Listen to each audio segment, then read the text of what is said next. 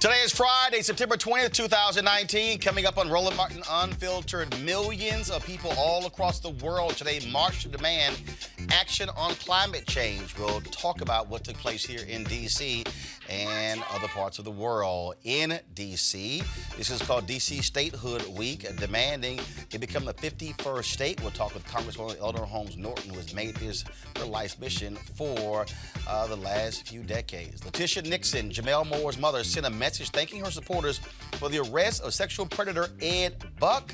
He, of course, will be charged in the death of two black gay men. We'll give you those details. Also, today, the House had a panel dealing with white nationalism and white supremacy.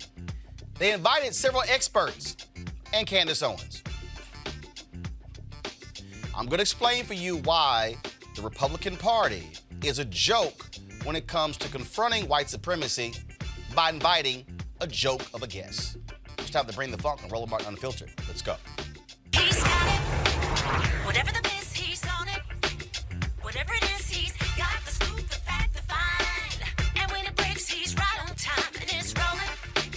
Best believe he's knowing. Putting it down from sports to news to politics. With entertainment just for kicks, he's rolling. It's on go, roll, y'all. It's Roland Martin, yeah.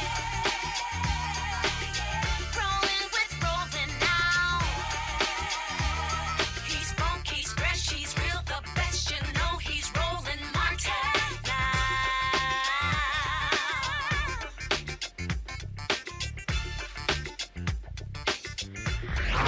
Martin. Millions of folks all across the world, whether it was Washington, D.C., it was in Nigeria, South Africa, Germany, were marching across the world when it came to the issue of climate change. Guys, roll that video. You're going to see it. Massive protests. Australia had their largest demonstration ever as a result of the issue of climate change. This video here is from Washington, D.C. Of course, we have other video all across the world. And again, I said Australia had the largest. You had 100,000 folks who were in Berlin. Again, you had school children who were marching and protesting in Nigeria. That's South Africa as we speak, as they were protesting as well. It is a fundamental issue. The United States used to be a leader in this, but with the election of Donald Trump, well, guess what? We have fallen back when it comes to the issue of climate change. Remember, we pulled out of the Paris Accord. Folks are sounding the alarm to say, how do you deal with this environment? We're seeing massive amounts of plastic in our oceans. We're seeing that of course, we're seeing losing lots of ice all across the country that could very well hurt us in a significant way. 1 million school children in New York City were excused today to participate in protests there as well. Our own Mustafa Santiago Ali was here in D.C., shot some of the video that we actually just showed you, and so here's some of the more video that he shot.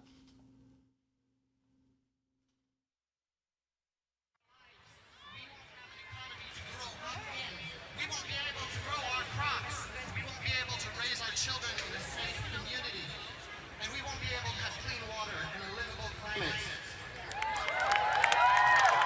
Listen to the Hi, my name is Jennifer Allen Aros. I'm with the League of Conservation Voters with Chispa, live in Arizona, and I am here today in front of the Capitol because I am supporting not only youth, but youth who are standing up to demand that we have solid, comprehensive action to protect our planet, to protect their future, my kids' future, and ensure that we can all live in a place that we call home for generations to come. a little more.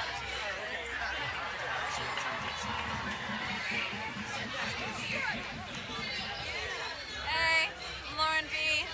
And I'm here today at the climate strike to support the next generation because they deserve it. I'm Mo, and I'm here for the planet. Ari Mondragon from Mexico City, right here, fighting for the planet. Yes, kids. I'm Valerie Proctor. I'm from Brandywine, Maryland, and I'm here thinking about the next 7 generations and all the plants and all the people. Hi, I'm here because Mother Earth, we need to respect her, and this is our only home. Oh, my name is Ellie, the Cosmic Jelly. My name's Roman, and I'm here because it's an intersectional movement, freedom for people, freedom for plants, all our brethren. That's the recipe for this liberation movement, and climate is a big piece of it. Hi, my name's Madison McCauley, and I'm from right here in Washington, D.C. The reason I'm down here right now is because the adults and all the politicians, they haven't been doing anything to help stop climate change. And most likely, climate change is the thing that we're going to have to be living with, and the thing that our children are going to be living with, and their children, if they're going to even be alive. So the reason that I'm down here and that we're all down here is because even though we're not adults, we still have a voice and we can still be heard. Hi, I'm Astrid Detterman. I live here in DC. I go to DCI with Madison. I'm down here because I really love animals, and I believe kids have a special voice and that they can really make a difference in the fight to save our planet. I have my own organization called Epic Animals that's all about getting kids to take legislative action to save the animals. So I think I understand how kids can really make a difference and step up. So, yeah. And the reason that we're out here climate striking today is to share a different point of view about climate change and how the Bible actually supports climate change. And how Christians might have it wrong about climate change. And to give a different point of view of what climate change is all about. By the way, my name is Ronnie, and I'm also from Reflective Ministries. All right, folks, again, joining us, Mustafa Santiago Ali, former senior advisor for environmental justice at the EPA, also on the panel today. We, of course, had Dr. Chris Metzler, conservative analyst, Amisha Cross, political commentator, Democratic strategist, Michael Brown, former vice chair, DNC Finance Committee. Mustafa, to have millions all around the world, I mean, this is not a U.S. thing. I mean, the climate change deals with this entire Earth. Every country has to confront this. Yeah, you know, there are 4,600 different events that are happening across the planet over the next 7 days. Folks are literally going to be shutting down governments also and cities who have not been moving forward. So these young people, as folks have heard them say, is that if adults haven't been able to fully engage in the process, haven't been able to protect us, then we're going to interject our energy, our innovation, and we're going to hold people accountable, and we're also going to give solutions. It is stunning to me to see people who sit here and go, oh, this is no big deal. It's a hoax. This is way too much attention applied to it, as if they don't see what's really happening. I saw a story the other day that said here we are, we have 3 million fewer birds flying today than 50 years ago. When you look at what's happening with ice melting, when we are seeing it melt at a faster rate than we've ever seen, it's so like, how do you think that's happening? Exactly. It's from fossil fuels. You know, we literally have 7 million people across the planet who lose their lives every year from air pollution, which comes from the burning of fossil fuels, which are also warming up the planet. And disproportionately, it is our communities, African-American communities, Latino communities, who are the ones who are losing their lives because they're the ones that are closest, closest to these types of things. And we're the ones that get hit first and worst from the hurricanes, from the floods, all these various things that are tied into this. So as the ice caps melt, as the oceans are getting warmer, we're going to see more and more of these types of things. And we, as folks of color, got to be thinking critically about these impacts that are going to happen and how, when we have shrinking resources, whether it's water or all these other things that come into play, how are we going to position ourselves to better protect our communities and make sure that the resources are there that's going to be necessary? And what I really appreciate about the youth movement, from the Extinction movement, from This Is Zero Hour, the Sunrise movement, Fridays for the Future, is that they have not only an intergenerational movement, but they also honor equity in that space and diversity and make sure that voices of color are a part of driving the solutions that are necessary. Chris, hardest part is your party just flat out acts as if this is no big deal. Donald Trump doesn't exist. He is destroying the EPA. You go through the Department of Agriculture. You got scientists who are quitting. They're saying that this is an administration that does not believe any of this stuff is real. That this is just a figment of our imagination. Yeah, well, the difficulty here from the Republican standpoint is a number of things. Number one, this has turned so political that a number of Republicans are saying, okay, do I move forward and get votes by saying this doesn't exist? And that's a whole part of the problem. Do I ignore the science? I mean, you know, I've heard a number of people in the party say, well, I'm not a scientist, so I can't really talk to that. That's right. Not Shut the hell up. Well, yeah. I mean, if the beginning of your statement is I'm not a scientist, then why are you talking? That's a good start to shut up and listen to a scientist. But here's I think the fundamental problem with the Republican Party on this issue. Their biggest argument against is, oh my God, it costs too much. If we no longer exist, yeah, that's to me that's probably the greater cost. Right. Yeah, but the whole issue of we're supposed to be the party who is concerned with science and facts, and I think on the climate change issue, we really have to examine the facts. We have to examine the science. Other than that, we come across as extremely hypocritical on this issue. But they don't want to deal with the science. They don't want to deal with the science. Yeah. They don't want to deal with the reality of it. They want to deny it, and the reality is they're in bed with energy companies. Right. They're in bed with the fossil fuel industry. They don't want to force the change. You see the Trump administration suing California, just got an injunction to keep it from getting a waiver when it comes to instituting controls dealing with automakers. Whatever Detroit wants, they got no problem with. You see what's happening all across the country. You see what happened when Pruitt led the EPA. Pretty much they were just being run by the fossil fuel industry. And the hard part is, and I'll say this, these conservative white evangelicals who supposedly care about what God created, they clearly don't give a damn either. It is extremely political, but to your point, Roland, it is also very much an issue of funding. At this point, the question is more, do they really want to cut off the beast that feeds them? Or do they want to continue taking those dollars? When you and your party are making a lot of money off of industry that continues to emit carbon, when you're making a lot of money off of these industries that are known for dumping unhealthy things in our water, why would you cut that off? It's not that they don't know the science. Climate science, even though it's getting a lot of traction today, has been around for the past 50 years, and not much of it has changed. The only thing that we have now is a society that is a lot more awakened to it because we see more of the disasters. We're seeing more of the natural disasters stronger and more often. We're seeing animals die. We're actually seeing people die. We're watching this, and it's something that we've been warned about for the past 50, 60 years. Now is the time. I don't want to deal with the political side of this, Michael, but the reality is this here. If you want to examine the political side, if you're the Republican Party, you are guaranteeing young people will not be voting for your party. Well, and that's the problem. I mean, guaranteeing. That's a problem we have because it is. In some places, we won't even be alive to vote. But this is for a lot of these young folks the number one issue. Number one issue. And in order to win re-election in 2020, we have to make sure that from a generational standpoint, those generations are going to show up and vote. So I am not sure about the political calculus here. I don't think it's wise. Mike, at the end of the day, for them it's about money. When you hear them say, why should we be spending trillions of dollars, yet this is the same party that has spent $28 billion for farmers as opposed to the $12 billion the Obama folks spent in the bailout for farmers for something that Trump created because of his whole tariff deal.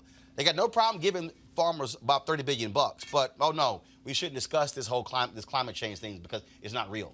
Well, the calculus they're measuring, and by the Mr. Ali, good job on the footage, even though Roland was talking about you about the angle. Yes, folks, if you shoot video, please shoot horizontal. Please shoot horizontal so it reveals the whole television screen, not vertical. I've been giving y'all those lessons for months, and I gave Santiago another lesson. Michael, go ahead. But if you notice also the diversity of that crowd, sometimes in these movements, whether it's criminal justice reform, they try to paint it as a black and brown issue. It's going to be very difficult to do this with climate change, with the diversity of that crowd, young people all over the world. And their calculus is the kind of folks that vote for us, being the GOP, we don't need young folks. They don't vote anyway. The percentages are really low. Who cares what they think? That's what they're thinking. That's what they're hoping. But they're going to lose voters. You're going to lose voters in the Midwest who are dealing with these 500-year and 1,000-year floods that are going on. 500-year, 1,000-year floods happen every 5 years. Exactly. That kind of don't go together. 500-year flood, now every 5 years. Yep. And you also have We Vote Next, which is a big youth movement as well, letting people know that they're going to utilize their civic power in this process. And then the foreign part, when people are talking about the money doesn't exist to address this, That's incorrect. We spend hundreds of billions of dollars on these natural disasters that continue to happen time and time again, and we give the fossil fuel industry tens of billions of dollars in subsidies. So we should be subsidizing. Sorry, did you say welfare? Exactly, corporate welfare. Thank you. Okay, That's see, what I we get. don't call them subsidies. I call them corporate welfare. There it is. Since it's called one handout. When poor folks want a check, they want a check. Exactly. Yes, it's called welfare. Mustafa, great job. We surely appreciate it. Thanks a lot. All right, folks, going to go to a break. When we come back, we're going to talk D.C. statehood.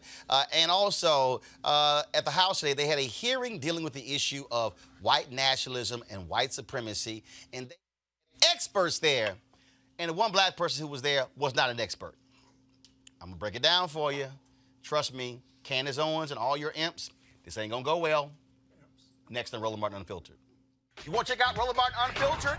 YouTube.com/Roland S. Martin. And subscribe to our YouTube channel. There's only one daily digital show out here that keeps it black and keep it real. It's Roland Martin Unfiltered. See that name right there? Roland Martin Unfiltered. Like, share, and subscribe to our YouTube channel. That's youtube.com/Roland S. Martin. And don't forget to turn on your notifications so when we go live, you'll know it. All right, folks, you've heard me talk a lot about marijuanastock.org because I want to keep you informed of investment opportunities that make sense. We've all watched the growth of the cannabis industry. A recent report by New Frontier Data estimates the global cannabis market at more than $340 billion. We know that marijuana legalization is sweeping the country state by state. We also know that marijuana has a good cousin, the hemp plant, with a much higher concentration of CBD. That means hemp gives you all the medical benefits of marijuana without getting you high. Until recently, hemp farming was practically illegal in the United States and heavily regulated by the DEA.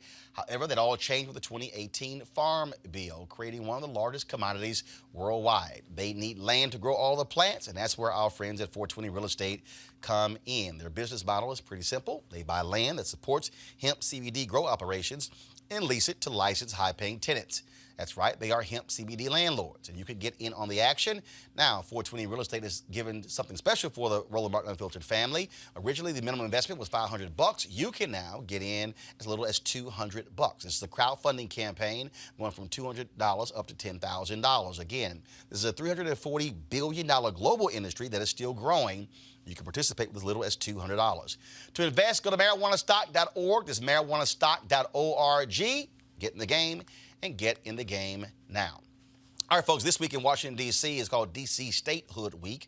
Folks in Washington, D.C. have been on Capitol Hill pushing them to address the issue. Now, this week, House Democrats held the first hearing on D.C. statehood in 25 years. The bill, the Washington, D.C. Admission Act, was introduced by Democratic delegate Eleanor Holmes Norton. She, of course, is D.C.'s non-voting representative. Here's an excerpt from D.C. Mayor Muriel Bowser's testimony before Congress.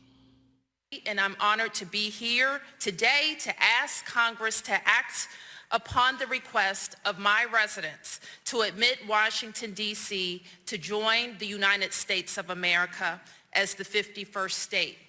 I want to be clear, I'm not here to talk about one person, but about 702,000 Americans who deserve full representation in this House. I was born in Washington, D.C., and generations of my family, through no choice of our own, have been denied the fundamental right promised to all Americans, the right to full representation in the Congress guaranteed by statehood. Over the years, there have been a lot of arguments against statehood. You're too small, they say. But we're bigger by population than 2 states, bigger than all states but Oklahoma at the time they were admitted to the Union. And what's more, we pay more federal taxes per capita than any state, and we pay more federal taxes total than 22 states. You're badly governed, they say. In fact, we do a better job than most states.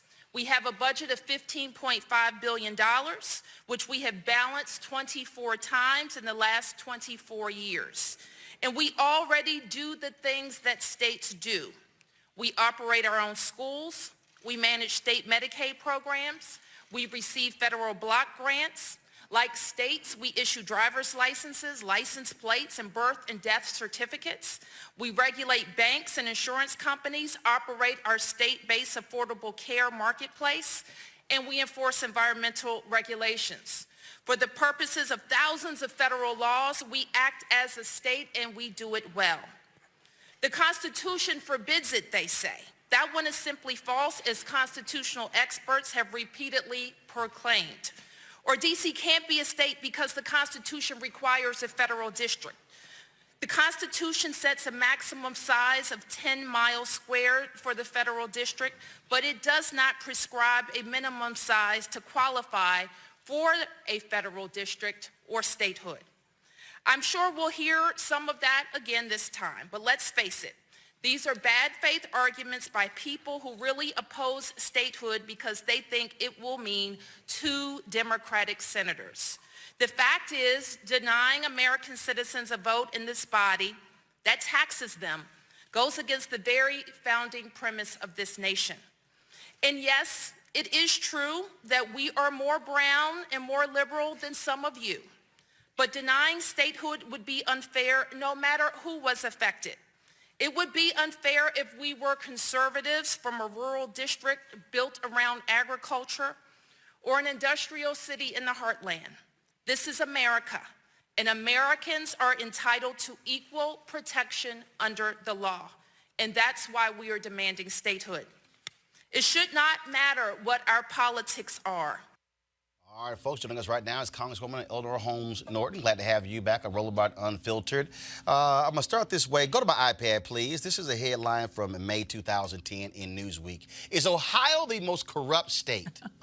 I'm starting that way because this week Republicans were trashing D.C., saying, oh, y'all can't be your own state because you can't handle it because you're too corrupt.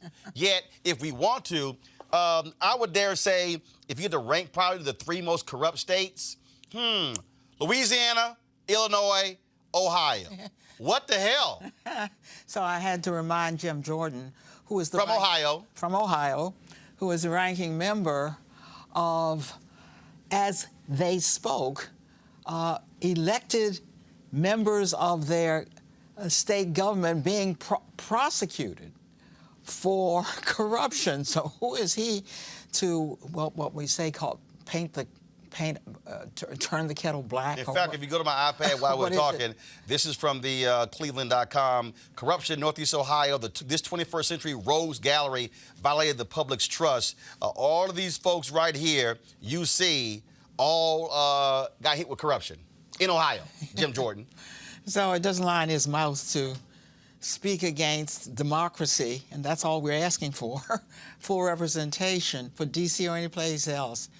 Those are the kinds of roadmap props, really, that they are throwing up. But Roland, let me assure everyone, because we now have 2 historic back-to-back assurances. First, we had a historic hearing. First time we've ever had that hearing. Today, we got 218 votes, enough to pass H.R. 51, the D.C. statehood bill. We're coming. And when we get it passed in the House, Roland, we'll be more than halfway there. So watch out for us. Now, D.C. was close a few years ago, am I correct, of getting representation. I think they were trying to add a person in Utah. Yes. And then There we went for a House vote. It would not have been a full Senate vote. And actually, we got that bill passed through the House and the Senate with a House vote for Utah, which had just missed getting one in the last census, and a House vote for D.C. We would have that vote now, be on our way to statehood, except that the National Rifle Association attached what we call a rider, an amendment that would have wiped out every single gun safety law in the District of Columbia. Had to leave that vote on the table. This time we're picking it up and going for the Senate. How offensive is it to essentially live where D.C. operates, or the federal government operates as D.C.'s mama and daddy, that you have to go ask them for permission? And then, of course, you've had to fight Republicans and Democrats who have toyed with the District of Columbia. I remember when they had the voucher program, Republicans put that in, and then Obama pulled it out. Then they played around with abortion. I mean, it's like you got folks who want to play ping pong with D.C. when they feel like slapping folks around. Yeah, that has been our fate. but it's all over now. We control the House. And they have put in what we call riders, must have been 6 or 7 riders. Since January, we were able to get all of them out. That's why it has been so important for us to establish control, because Democrats don't operate that way. And then we go into the Senate, which is still controlled by the Republicans. But, Roland, you will look and see that many of them are in jeopardy. That's why we're not much worried about 2020, because we're going to do much better there. And if we capture the Senate, look what we'll have. We will have D.C. statehood in the House and on our way to getting it in the Senate. Well, I think it's certainly overdue, and of course to have the mayor cut right to the chase and put race on the table, not dancing around it. Yeah, she put it on the table because it's always been there, but it's not going to be anything they can do about race now. And the fact is, I don't know what they're going to do about the fact that for most of its 218 years, most of those years, white people have been the majority in D.C. In those years, we all remember them. In the 70s, 80s, 90s, you know, blacks...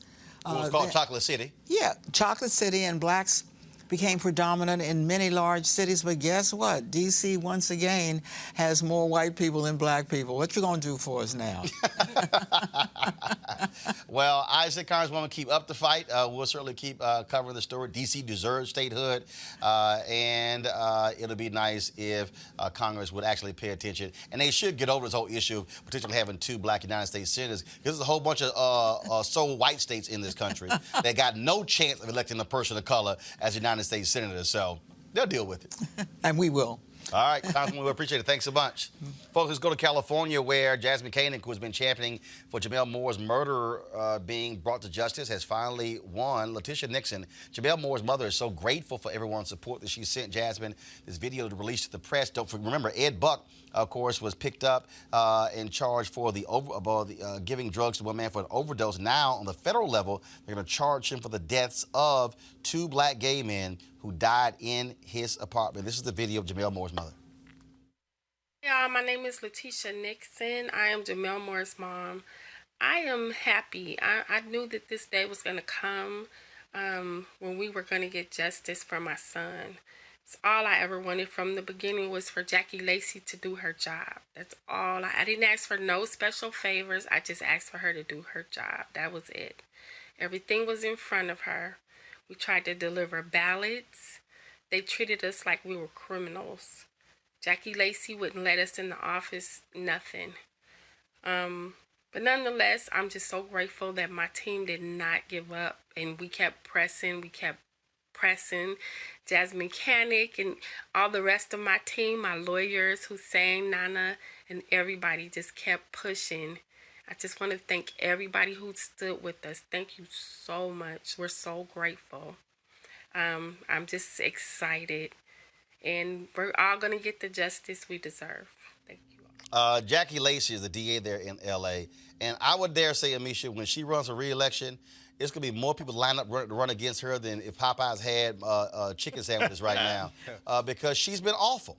And black people have been really upset. Her office didn't do a damn thing. He is only being charged on the federal level because her office would not prosecute him for those deaths of those 2 black men. And this is a black female DA. This case is beyond me. First and foremost, because families of victims, those who died, but also those who came near death, because we don't hear about those often. But there were 20 men who almost died from these overdoses. And the families have been petitioning. They have been protesting. They have gone to her over and over and over again, and she has completely ignored them. And I think that it speaks to a greater issue here. A lot of people have pointed to the fact that he was a heavy Democratic donor, but it's more than that. It is the fact that there are a lot of folks, and even some who also happen to be Democrats, who honestly don't care when the victims are homeless, indigent, gay black men, period. If those victims had been people of a higher profile, we would have seen action swifter. We did not see it in this case, and it frustrates me that 2 men literally died and no one cared. First of all, we didn't even hear it in the news until years after it happened after the first one, and the second guy died, and it broke news 6 months later. It stayed on the news for about 30 minutes. Nobody talked about it ever again. Allowed this guy to go ahead and keep, tracing guys, following guys, tricking them into coming to his place, and still injecting them with drugs. He's been doing this for years. It's been an open secret in West Hollywood for a very long time. She's a part of this issue in terms of not actually, pursuing justice, but there are also a lot of other individuals over the years who have helped him out by ignoring the fact that he's going around West Hollywood and literally taking advantage of a very disadvantaged community. Michael, we were one of the few shows nationally to really focus on this. Very, very few. And again, this was real. And to have authorities act as if one guy dies, no real investigation. Second guy dies, no real investigation. Third person commits, ODs. Now all of a sudden, I guess we better jump on this whole thing. Well, first, co-sign with what my sister said to my left, but point of personal privilege. As the former chair of the Statehood Self-Determination Committee when I was on the D.C. City Council, I want to congratulate our warrior on the Hill, as we call her, for moving this ball forward as we tried to start the statehood movement. And she's right. This fight has been going on for quite some time. Every argument has been thrown at us, and now we're making some progress. But I think we also have to remember history. In the early 90s, when Clinton was president, we had the Democratic House and Democratic Senate and did nothing in that first term. Same with Obama.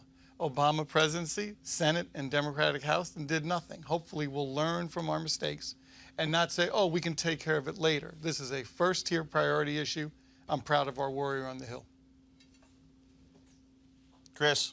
Yeah, I agree with your analysis here. And part of the problem with the DA was, in fact, that she received campaign contributions from him. And so from her perspective, it's like, okay, so do I do justice or do I take campaign contributions? That's part of the issue. But I think you're right. The larger issue is who else was complicit in this? That's the larger issue. We can talk about the fact that he was a big Democratic donor. Okay, fine. We can talk about that. But it is a larger issue. And it is about the fact that, as you correctly indicated, you have this marginalized population and who he is free to take advantage of because nobody cares. And that's exactly, I think, what happened in this case. And again, because you get a black DA there is one thing, but at least one who pays attention. Yeah. Jackie Lacey has been awful. Oh, she's awful. been horrible. And for her not to prosecute this guy, first time, second time, and the only reason he's being charged is on a federal level. She's not now take out her hands. Job. Right. She's out of her hands. Her job. All right, folks.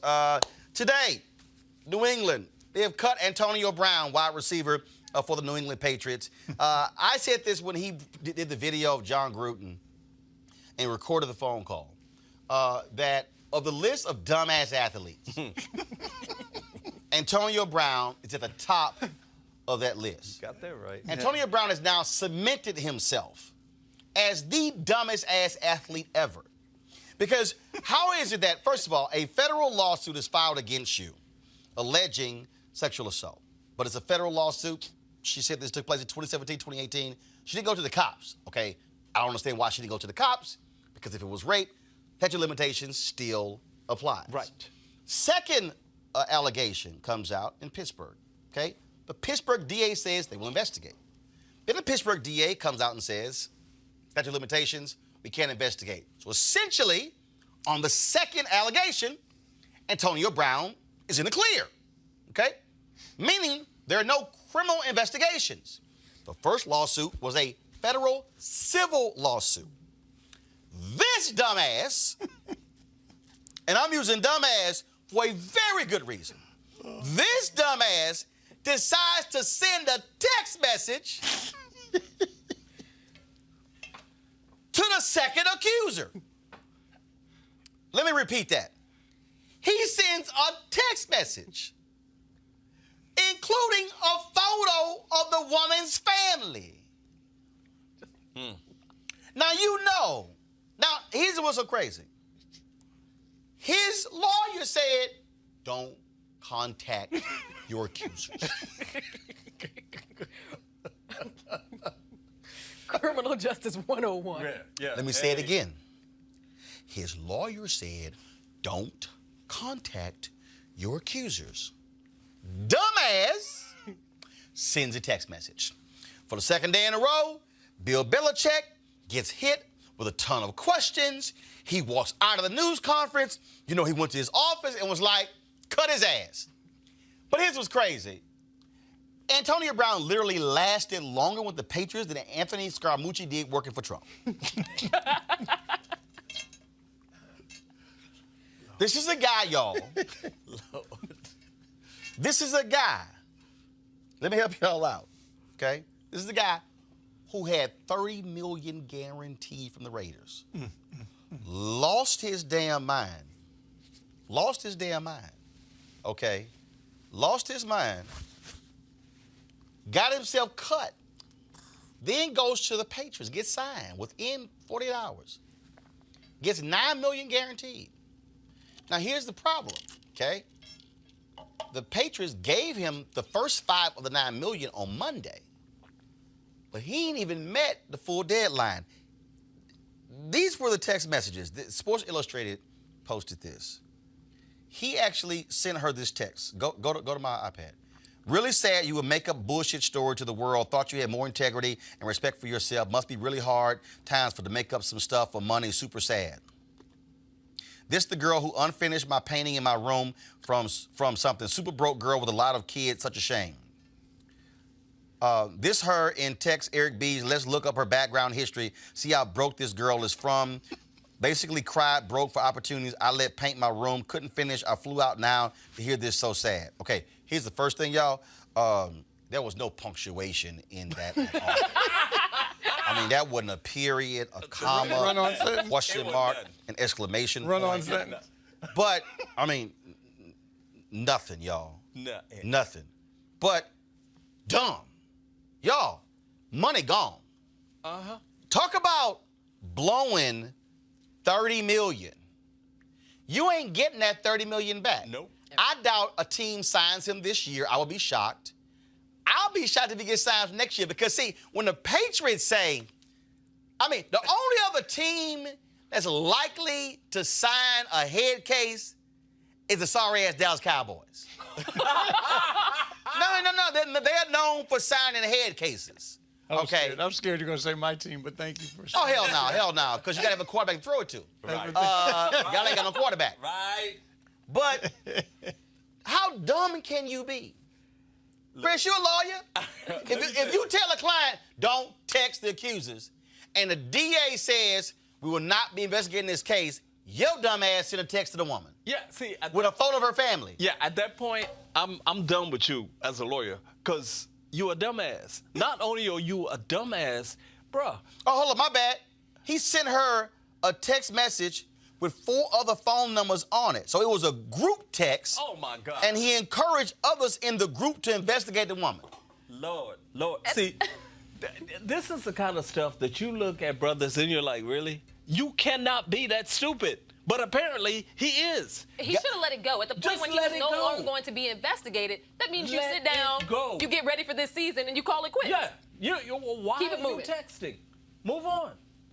Why are you texting? Now, you talking about broke. You the one now broke. Hold up, Michael.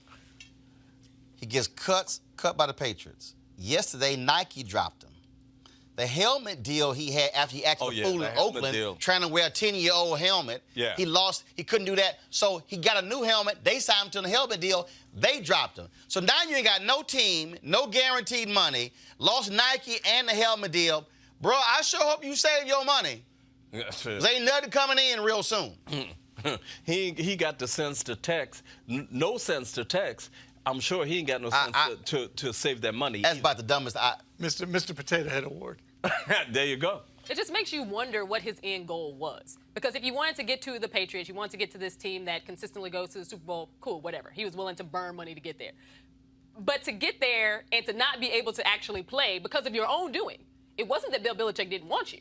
He's time and time again, he was going to ride that thing on out. But he made it extremely difficult. And sent the text, now mind you, sent the text on Monday, y'all, this was Antonio Brown yesterday. I played for Bill Belichick and Tom Brady. You know, I got a lot of the offense to learn and catch up. But I'm excited and grateful to be here and to be a part of these guys. Antonio, what's it been like working with Tom? It's been a tremendous honor. He's been here a long time, a lot of details, a lot of work ethic. A great guy to be around and just inspire everyone here. What has the process been to kind of get used to everything as everything's going on in your life? Well, it's football, you know. I'm grateful to play football. Every time you walk in the doors here, you know, do your best for the team. So every time I walk in here, I just want to make sure that I'm preparing to keep these guys on my back. Antonio, what have you heard from the league, if anything, about your availability moving forward? I appreciate that question. You know, I'm just here to just focus on ball and look forward to getting out there in the home stadium and being with the team. Thanks, everyone. Thank you. That's not going to happen. Not going to happen. Why? Oh, because you're cut. You're gone. Okay. Morality clause. Y'all, he said, and then, of course, he did have, so let me show you a series of tweets. First of all, this was sent on September 10th, 2019. Welcome to England. Grand opening, grand closing. This was what he tweeted 2 hours ago. Sometimes people try to destroy you precisely because they recognize your power, not because they don't see it, but because they see it and they don't want it to exist. Really? And you use a photo of Nipsey Hussle? Yeah. There you go. All right. And so then, y'all, he sent this out. Thanks for the opportunity. Appreciate Patriots. Well, at least it was grammatically correct. Tweet right there. And then, of course, let's see here. Just one more. If I'm lying, then I'm flying. Okay. All right. But you grounded right now. and then he sent another photo. Bill Belichick, thank you. All right. No job. Yeah, all I'm saying, y'all, you like I don't, there are things that really drive me crazy. And what drives me crazy is when you're in the top, you're not even in the top 1%. You're literally in the top 0.001, whatever you want to come up with number of athletes. Right. There is no other way. Now, maybe if he wants to start a tech company, canvas company, whatever the hell, where you're going to have an opportunity to make $30 million playing in the field. You've blown that. Yeah, Actually, you've blown more because you lost all the endorsement deals. Yeah. And it's just so illogical. And I would hope that young athletes need to understand that you can have crazy talent, but there's even a line when you got crazy talent. Well, and the question becomes, who's advising him? Apparently nobody, or he's not taking the advice. And that's the thing that young athletes have to understand. You got to know the rules of the game. You have to know how this works. I don't care if you got a $100 million contract. The issue is the morality clause. And that morality clause, you lose everything, period. End of discussion. Misha, I don't think, I fundamentally believe, if he did not send that text message, well, and that's he is not cut. Right. He would have been absolutely fine. He was actually scheduled to play in the next game. Yeah, but it is very confusing to me that this was his move. Again, especially after he was never actually, there wasn't going to be a case pursued. Right. So it didn't make sense to send the text message. It would have made sense even if it was. Get with your boys, pop a bottle of Cristal, talk trash among your group. Right. But you don't send her a series of text messages, Michael, with photos of her family and her children. And look, even all the crazy talent you've talked about, arguably, I don't even know if it's arguable, maybe Julio Jones, whatever, arguably the best receiver in the league. No, DeAndre Hopkins. Okay, fair enough. Okay, Houston, go ahead. Okay, I figured you say that. We don't have one of those. But, you know, the black coach of the Pittsburgh Steelers said, and everybody said, oh man, it must be just personality, you're jealous. He said, I don't want to coach this clown. And everybody said, well, if it's not a brother standing up for him, maybe there is some issues. But no, nobody bought it. Gruden took him. We saw the drama with the helmet. Didn't want to show up. Then finally did. And then we obviously saw what happened today. Yeah, he has today. some personality issues that are very real. And he doesn't take ownership of any of his own behavior. Right. And that's another problem. He's also not technically a young athlete. To even get the deals that he did, when you're in your 30s, you're rounding out your time anyway, for the most part. I don't know if it's CTE. I don't know what the hell it is. But all I'm saying is, Antonio Brown, you done screwed up. Right, simple as that. All right, I got to go to a break. When we come back, I shall deconstruct today's hearing on Capitol Hill, dealing with white nationalism and white supremacy. And if you are a Republican and you are Candace Owens, you might want to tune in next. Back on Roland Martin Unfiltered in a moment. You want to support Roland Martin Unfiltered? Be sure to join our Bring the Funk fan club. Every dollar that you give to us supports our daily digital show. There's only one daily digital show out here that keeps it black and keep it real as Roland Martin Unfiltered. Support the Roland Martin Unfiltered daily digital show by going to RolandMartinUnfiltered.com. Our goal is to get 20,000 of our fans contributing $50 each for the whole year. You can make this possible. RolandMartinUnfiltered.com.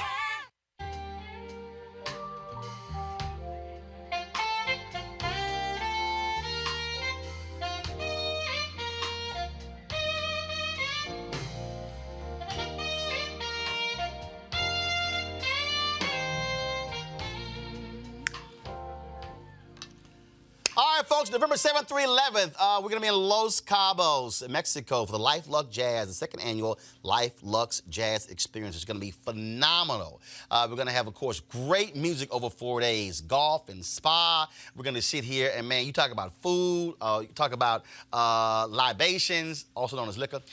It's going to be loads of fun. So while people are freezing in the Northeast, let's go hang out in Mexico. I'm going to be doing Roland Martin Unfiltered from there that Thursday and Friday in front of a studio audience. Y'all can all come join us.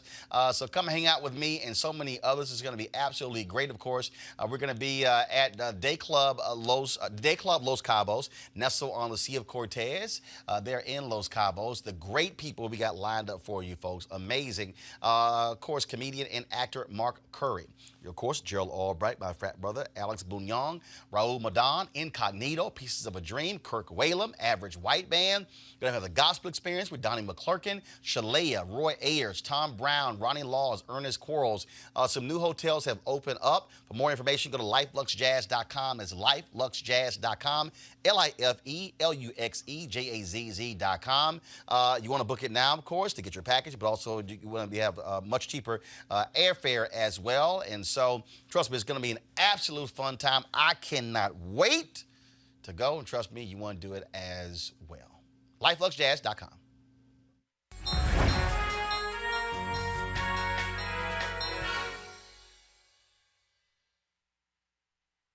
Where can you find an AFSCME member? The answer is everywhere our communities need us. More than 1 million AFSCME members bring their passion for public service to the work they do every day.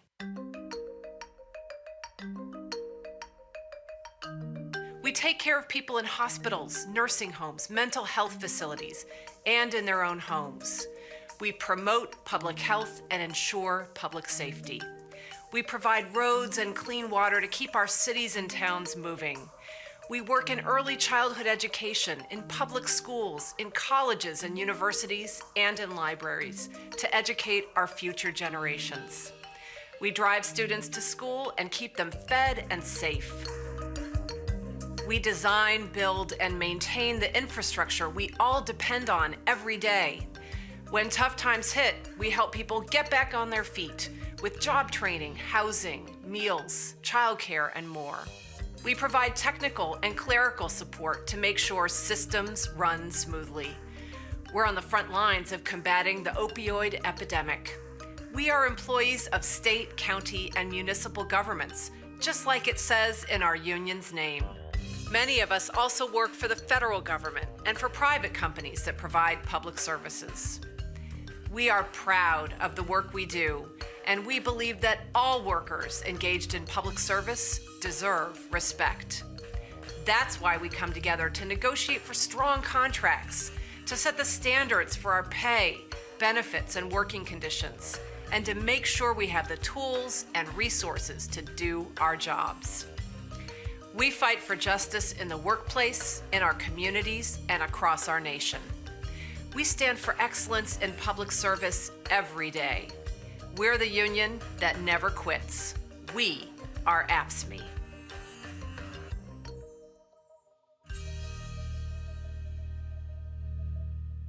All right, folks, we certainly want to thank AFSCME for being one of the partners here at Roland Martin Unfiltered. All right, folks, let's deal with the deconstruction of the GOP and, of course, the mouthpiece, Candace Owens. Today on Capitol Hill, there was a hearing that was titled House Oversight Joint Subcommittee Hearing on confronting white supremacy. They had 3 experts and 1 black person. When I say experts, they actually had real experts on the subject of white supremacy and white nationalism. Now, questions were asked by Republicans and Democrats of the 4 witnesses. Now, what I'm unpacking right here, and here's the piece, and let's just be real clear. Y'all remember what I said the other day about the Revolt Summit that took place, why I said it makes no sense to have a Candace Owens or Katrina Pearson on that panel. Why? Because they're not real black conservatives. Let me be real clear. They're not real black conservatives. I know real black conservatives, okay? Chris Metzler, real black conservative. Shermichael Singleton, real black conservative. Elroy Saylor, Angela Saylor, Kay Cole James, Derek Holley, Robert Pignon. I can go on and on and on. I can name you numerous folks who I know personally, okay, who are real black conservatives. These 2, they're not. You know what they are? Charlatans. They're frauds. What they desire is attention. So what they do is they say crazy, provocative things solely for the purpose of getting that attention. Go to my iPad. Here's a perfect example, okay? I typed in House panel on white supremacy. These are the 2 headlines. You all see the 2 headlines? One from Yahoo News, one from The Hill. Candace Owens, the House panel, white supremacy and white nationalism is not a problem. The Hill, Candace Owens tells Congress white nationalism not a problem for minorities in the U.S. If you actually click on the Hill story, what you will see is you will see an article that only quotes Candace Owens. That, folks, is by design. That's exactly what she wants. What she desires is attention. She wants folks talking about her. It's a money grab. It's all about how can I build my following and convince these dumb, illiterate conservatives to keep throwing money at me and I can get paid. Now, Mark Lamont Hill was tweeting today critical of something that she said, and this gentleman, Adam Badawi, tweeted back. Go to my iPad, please. This is what he said. I was there. She wasn't mentioned on the list of witnesses beforehand, nor was she receiving questions because she has literally no expertise on the subject. Later in the hearing, Republicans started ceding their time to her to let her spout. Do y'all hear me? So you had 3 real experts. What this guy's saying is they purposely kept her name off of the list. Why? Because the Republicans did not want today's hearing to be about white nationalism or white supremacy. What they desired is for Candace to come there, be a train wreck, completely take the focus off of the issue, attack Democrats, and bring up all these other issues for her that are more important than in Black America. If you want to laugh, here's her opening statement. Thank you, Chairman, for the opportunity to testify. I want to testify just as a Black American today. And I want to first start off by saying that white supremacy is indeed real, but despite the media's obsessive coverage of there. Matter of fact, roll that back. Roll that back. Y'all, she starts off by saying, I'm here as a black person. So essentially what she's saying is, hell, if we're going to discuss white nationalism and white supremacy, anybody black can come here and testify. You don't actually have to have any expertise to actually do that. No. Here are the people who were invited. First of all, one panel is Kathleen Ballou, an expert from Stanford University. Another one is Joshua Getzler from Georgetown University. Katrina Mulligan, National Security and International Policy at the Center for American Progress. The fourth one is Candace Owens, college dropout. Play it again. You're going to hear her say what her expertise is on this subject. Thank you, Chairman, for the opportunity to testify. I want to testify just as a Black American today. And I want to first start off by saying that white supremacy is indeed real. But despite the media's obsessive coverage of it, it represents an isolated, uncoordinated, and fringe occurrence within America. It's a fringe occurrence that is being used, in my opinion, by Democrats to scare Americans into giving up their votes to a party that can no longer win based on simple ideas, which is why we're seeing so many of these hearings back to back, despite other threats that are facing this nation. I want to reiterate that point. Okay, yeah, it's an issue, but it's really not among the top issues. This is college dropout Candace Owens providing expert testimony on white nationalism and white supremacy. This, folks, is a hearing that took place in July where Christopher Wray, the director of the Federal Bureau for Investigation, testified about the serious threat about white nationalism and white supremacy in the United States. Press play. Between the years 2000 and 2016, the white supremacists were responsible for more homicides than any other domestic extremism movement. Now, I see the distinction you're making, homegrown versus domestic. But let me ask you, can you quantify either one of them for us? Well, in terms of number of arrests, we have, through the third quarter of this fiscal year, had about, give or take, 100 arrests in the international terrorism side, which includes the homegrown violent extremism. This year? This year. But we've also had just about the same number, again, don't quote me to the exact digit, on the domestic terrorism side. And I will say that a majority of the domestic terrorism cases that we've investigated are motivated by some version of what you might call white supremacist violence, but it includes other things as well. I think the greatest terrorist threat to the homeland is the homegrown violent extremist. I will say that These we would be take foreign-inspired, which is jihadist-inspired violence. That does not mean, by any stretch of the imagination, that we don't take domestic terrorism, including hate crime committed on behalf of some kind of white supremacist ideology, extremely seriously. Okay, so I want to go back to the nonsense Candace was spewing. I want y'all to pick up where we left off, because I want to put this in proper perspective for you. That was the director of the FBI testifying to the Senate in July of this year. Go ahead and play Clueless Candace. Is real, but neither of these ideologies are real in this room. They have become mechanisms for the left to continue to call these hearings and to distract from much bigger issues that are facing this country and which threaten minorities. Much bigger issues. Here is the FBI Director, Christopher Wray, in March, laying out the persistent and pervasive threat of white nationalism and white supremacy in the United States. How would you describe the danger to public safety that is posed by white supremacist extremism? Is it changing in its qualities or in the kinds of resources that the FBI and other law enforcement agencies need to respond? And secondly, the second part of that question, your budget request does not mention white supremacist extremism at all. How much funding and how many employees are dedicated to investigating white nationalists and white supremacist extremists in your fiscal year 2020 budget? So what is the danger to the country and what do you need to fight it? Well, the danger, I think, of white supremacist violent extremism or any other kind of violent extremism is, of course, significant. We assess that it's a persistent, pervasive threat. We tackle it both through our joint terrorism task forces on the domestic terrorism side, as well as through our civil rights program on the criminal side through hate crime enforcement.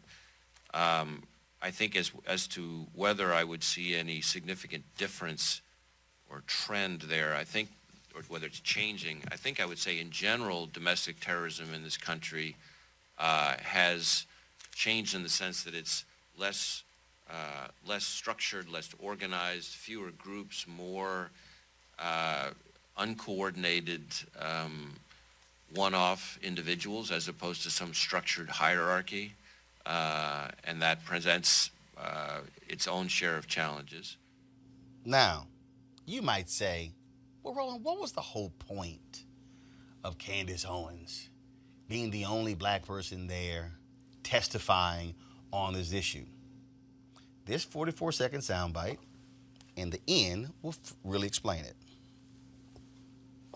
Issues that they are responsible. Number one, father absence. Number two, the education system and the illiteracy rate. Illegal immigration ranks high. Abortion ranks high. White supremacy and white nationalism, if I had to make a list again of 100 things, would not be on it. This hearing, in my opinion, is a farce. And it is ironic that you're sitting here and you're having 3 Caucasian people testify and tell you what their expertise are. Do I know what my expertise are? Black in America. I've been black in America my whole life, all 30 years, and I can tell you that you guys have done the exact same thing every 4 years ahead of an election cycle, and it needs to stop. Don't stay with it. Now we go to Mr. Clay for 5. No, go back.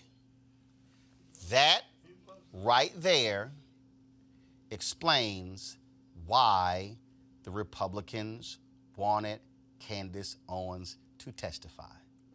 Because the Republicans on this committee don't want to deal with white nationalism or white supremacy. What they desired is to have a black woman who loves Trump to come to the hearing to bring up problems in black America, to negate white supremacy, to negate white nationalism, and that's why he has that look that was captured on his face. You need to understand game recognizes game. Now, earlier we had Congresswoman Eleanor Holmes Norton, a member of this committee, Congresswoman Ayanna Pressley, Congresswoman Robin Kelly, and others on the Democratic side, members of this committee. If you want to understand what really happened, okay, this happened before that took place. Jim Jordan came in late. They were upset because the members of Congress were actually ignoring clueless Candace. They were asking more questions of the actual experts. Here is Jim Jordan. I did walk in a few minutes ago, and Mr. Meadows and I were visiting in the back room, and noticed that Ms. Owens, you hadn't spoke for a while. So if there's something you'd like to add to the discussion over the last few minutes, I'd be happy to yield my 4 minutes to you and let you comment. But thank you again for your outstanding testimony, for being here as our witness today. Come back. Thank you for that. See, I don't need to play any more of Candace Owens. What did he just say? Mark Meadows and I got together in the back room. We were like, damn, ain't nobody asking her no questions. When is the last time y'all saw a member of Congress give their entire time to a witness? They get 5 minutes each. Gave his time to her. Meadows gave his time to her. Y'all need to understand the game here. But I'm going to go back and play something for you. This is what Clueless Candace said as to what she thinks are the most important issues that impact black people.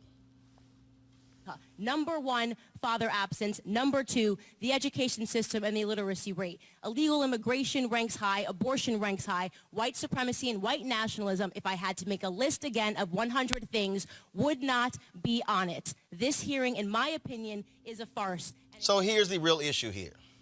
The real issue is that this House hearing on white nationalism and white supremacy was really only limited to the issue of terror.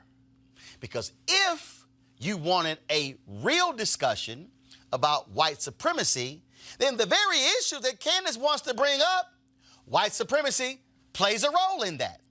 Just the other day, the University of Texas, a story was done by The Atlantic, where they discovered in the archives of the University of Texas that they, by design, implemented standardized tests in the 1950s in order to keep black people out of the University of Texas. The president of the University of Texas literally said in a speech in Houston, the use of standardized tests was a way to keep the niggers out of the university.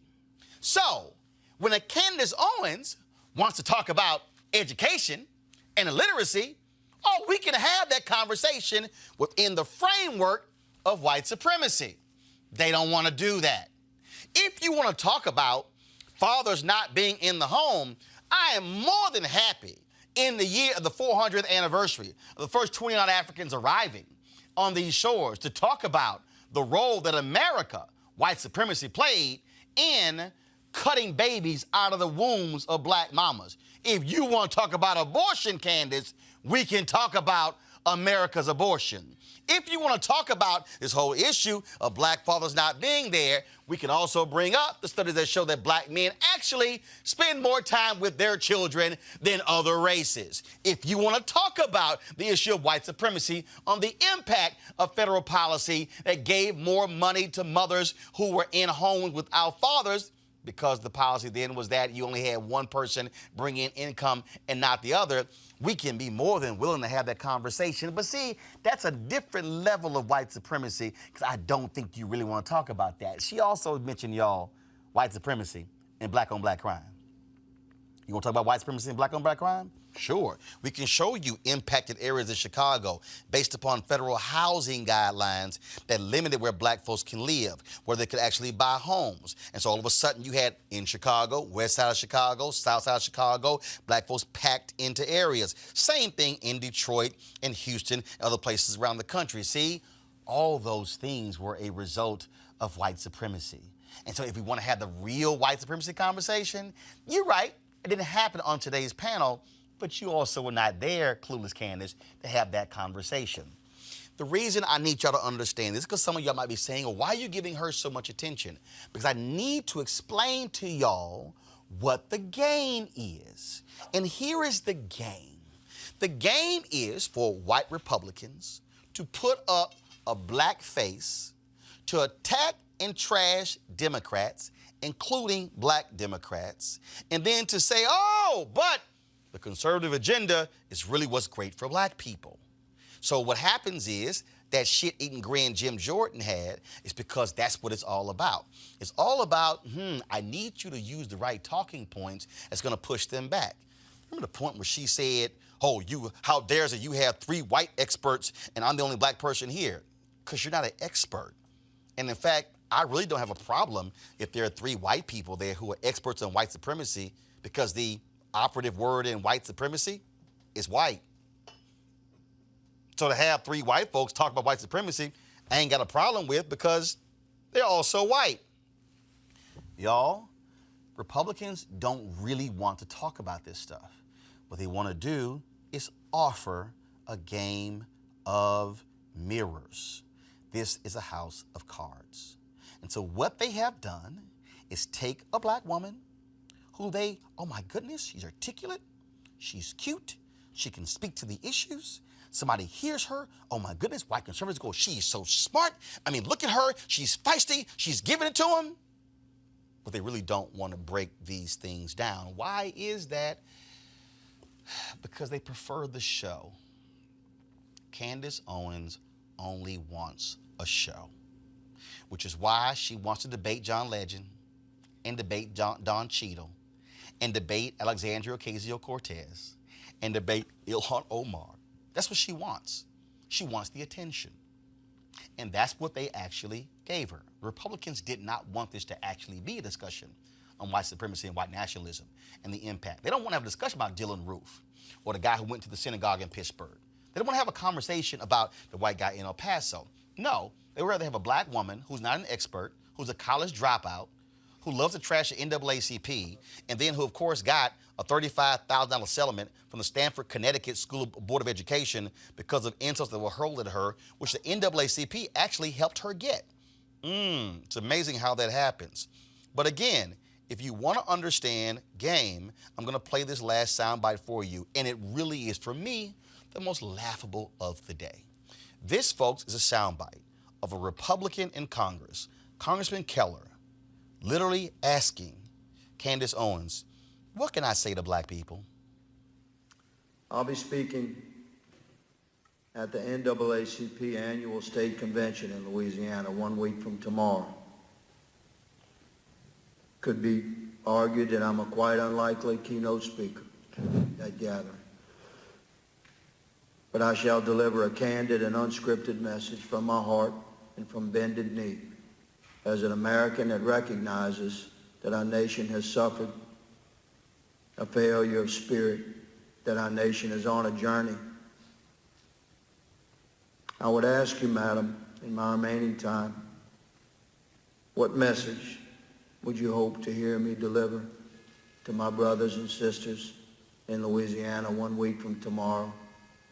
An address which I believe should be reflective of our effort as a nation to bridge the divides that falsely separate us, to embrace the fact that we're created in God's own image. What message would you have me share, good lady? And I shall listen. That's a beautiful question. I would say if I was in that audience, what I would want to hear is just a message of hope. I think that what's been taken away from Black America is our sense of pride. We've allowed rhetoric and policies to tether us to the government. And I love that you opened your statement talking about God and the family, because those are the things that we used to value first and foremost in the Black American community. And as government grew in the 1960s, all of that was pretty much taken away from us. I would remind them to consider who... I'm done. How about this, Congressman Keller? When you go before the NAACP, I would love for you to explain to them in Louisiana, why is it that your party supports voter suppression? I would love for you to explain to the NAACP why the Trump administration is rolling back civil rights in various departments in this nation. I would love for you to explain why the Republican Party chooses to be the prostitute of the NRA and not know anything about gun control. I would love for you to speak to the issue of economics and why is it that the Republican Party and Donald Trump is trying to get rid of the National Minority Supplier Development Council, which has been around for 50 years, which is the only federal agency that deals with how to grow businesses among minorities. I would love for you to talk about those issues. I noticed Candace didn't bring those issues up. Why? Because those are things Republicans are doing. Folks, you need to realize that the purpose of a Candace Owens is to give cover to white conservatives who have been wanting to say these things about black people for a very long time. That's the game. In fact, I just saw a tweet from a person who's a white conservative out of Texas, and then pull it up, Taylor Ham, covers sports for Texas A&M, and they have a soundbite here where he goes, I think this qualifies as a mic drop, where she ripped into this person here who's on the panel. What I need y'all to understand is that is the game. It is about a money game. And I will tell you this again. In our community, we've always had black Republicans. They've always existed. 4 and 5 and generations of black Republicans. I have known Alphonso Jackson, former Secretary of HUD, Mike Williams, who prosecuted white supremacists when he was in the Department of Justice.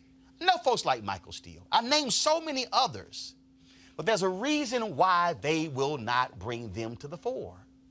Because these are black people who actually work with black people. Candace doesn't. She wants a celebrity. And so when she's on the stage with T.I., on the stage with Killer Mike, that's exactly what she wants. Because it's about entertainment. It's the show. It's about securing the bag. There are black Republicans out there who actually care about black people. And we have a difference of opinion when it comes to political party. We might have a difference of opinion when it comes to what policies. But what I can say is I have respect for them because they actually care. And even if we disagree on certain issues, we agree on others. Game recognizes game. So today really wasn't about Candace. It was really about the embarrassment of the Republican Party unwilling to deal with an issue like white supremacy and white nationalism. Pam, what are your thoughts? You know, from my perspective, if the idea is to address white supremacy, then that's what we should be talking about. We should not be talking about these talking points. That has nothing to do with the issue. And I think, you know, part of the contradiction for me here is, as Republicans, we always say we don't put people forward because they're black. But in this case, that is exactly what we did. And so she comes to the fore and she says, I am here as a black woman. That's my expertise. Yeah, did the white people say I'm here as white people? No. I mean, so that's, we cannot continue to operate in this contradictory world. And we're looking at 2020, and you called it correctly, we're looking at a black man strategy for 2020. You called that. That's what we're looking for, but we have to be able to say to black men, okay, here's what's in it for you. And this hearing, in my view, and I understand folks are going to criticize me for saying this, and that's fine, but the issue was white supremacy, and that's the discussion we should have been having, not the other talking points. You have those talking points wherever you have them, not in this context. And Amisha, if I had wanted to edit it, that's all she kept coming back to. It was like Groundhog Day. I thought I listened to a record that was on repeat. It was like, no, black on black violence, fathers in the home, abortion, legal immigration, and how it's impacting black men.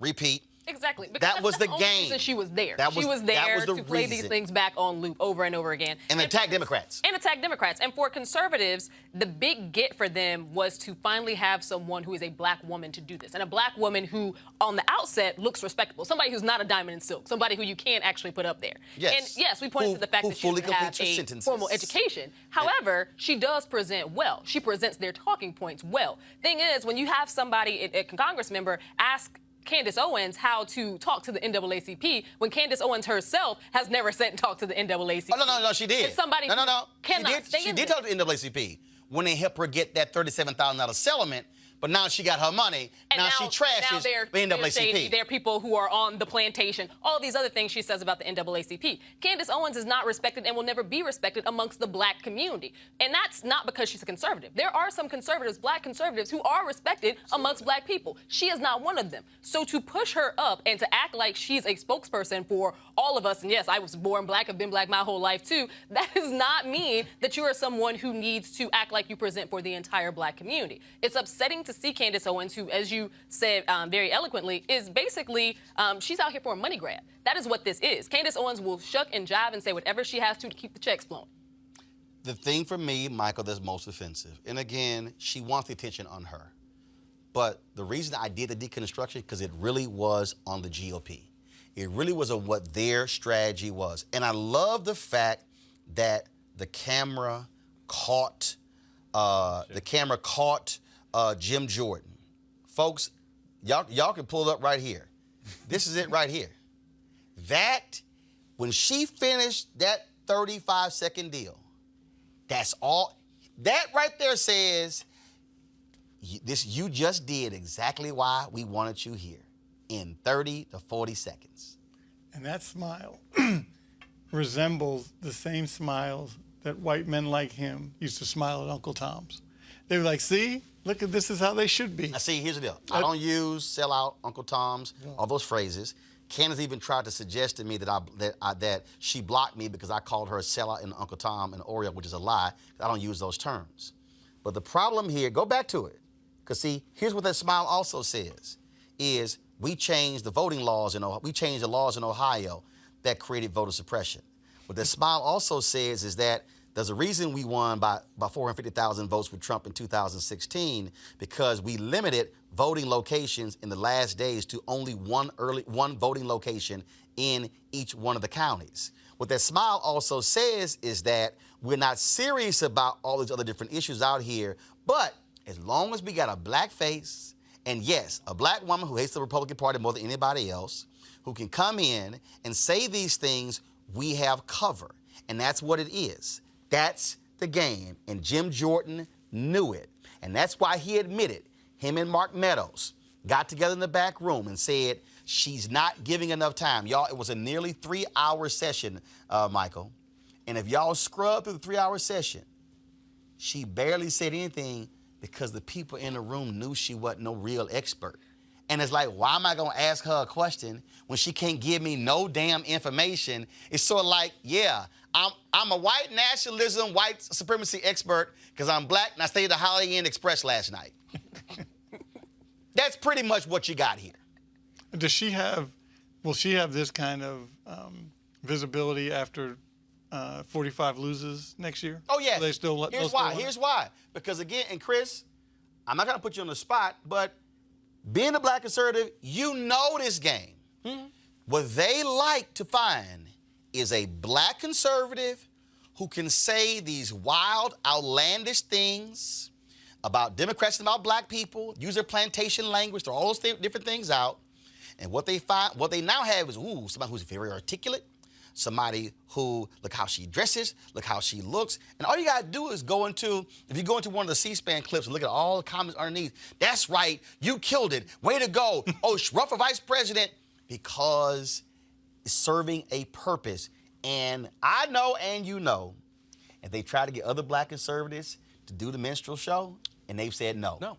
And that's the reality. I mean, that's the thing. It's part of the reason that Chairman Steele, who has been ostracized, and Chairman Steele, and I always remind the party, the first African-American chairman of the Republican National Committee, completely ostracized by the party because he would not play Step and Fetch It. Well, and if it was not for Chairman Steele, we would not have won back the House at that time. And so, I think we have to, if we're going to move forward with a strategy of engaging black voters, it has to be a genuine strategy. And that's a concern. So, folks, this is real simple. If y'all want to listen to her, that's great. Y'all want to follow her, that's great. There's a reason why she will not come debate me, because, see, we can unpack these things right here. When you have a panel of real experts, and the only person, and she's like, oh, I'm here, I'm speaking as a black person. All right, that means a brother out there who I ran into on the street who's homeless. What the hell? But bring him on the panel, because, hey, he black. He can discuss white nationalism and white supremacy. They don't want there to be real conversations. And this is why I keep telling y'all, don't get caught up in the okie doke. Don't say, let's go to these forums, and people are jumping up and getting all mad, because that's what they want. And I also say to black conservatives who are real, step up, get out of the shadows, be willing to call out your own party and say, why won't you listen to us, those of us who truly care about policy? There are some who do. They come on this show. They have no problem discussing these issues. But then you have the people who love to play the dance. This deconstruction is over. Y'all want to support Roland Martin Unfiltered? Go to RolandMartinUnfiltered.com. Join our Bring the Funk fan club. Every dollar you give goes to support this show. This is why we do what we do. Hey, folks, tomorrow, if you're in Fort Knox, Kentucky, I'll be speaking to the NAACP Freedom Fund dinner there. Looking forward to that. And so I'll see you guys there, signing books as well. And, of course, we do what we do. I want to thank Michael. Want to thank Amisha. Want to thank Chris. Want to thank Mustafa for being on the show. Congresswoman Eleanor Holmes Norton. Thank you so very much. All right, folks, I shall see you guys next week. Holla!